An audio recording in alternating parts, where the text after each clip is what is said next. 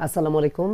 ৪ নম্বর অঙ্ক রয়েছে ৪-এর উপর 2p+1 সমান ১২৮ হলে p এর মান কত হবে। তো এখানে এই ১২৮ এবং ৪ এটাকে আমাদের মৌলিক সংখ্যায় পরিণত করতে হবে। তো ১২৮ আমরা যদি ভাগ করি ৬ দুগুণে ১২, ৪ দুগুণে ৮, আর হচ্ছে ২ দিয়ে ভাগ দিলে ৩২ দুগুণে ৬৪, ২ দিয়ে ভাগ দিলে ১৬ দুগুণে ২৮, ১৬ দুগুণে ৩২, ২ দিয়ে ভাগ দিলে ৮ দুগুণে ১৬, ২ দিয়ে ভাগ দিলে ৪ দুগুণে ৮ হবে, ২ দিয়ে ভাগ দিলে ২ দুগুণে ৪।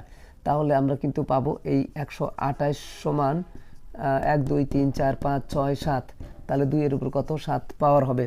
তো এখানে আমাদের এইটা কাজে লাগবে। তো এখানে 4 মানে হচ্ছে 2 স্কোয়ার, আর উপরে পাওয়ার কত 2p+1 হবে।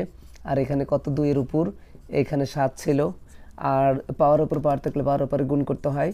তাহলে 2 দিয়ে যদি আমরা 2pর সাথে গুণ করি 2 দুগুণে 4p, আর 2 একে কত 2, আর 2 এর উপর কত 7 হবে।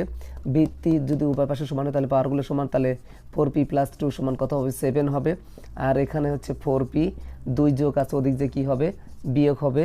তো এখানে 4p থাকলো, 7 থেকে 2 বাদ দিলে আমরা কিন্তু কত পাবো এই 5 পাবো। আর এখানে এই p সমান কত হবে 4 গুণন আছে এদিক ডান দিকে যে সে কিন্তু ভাগ হবে। এইটা ছিল যে আমাদের সমাধান। ধন্যবাদ সবাইকে।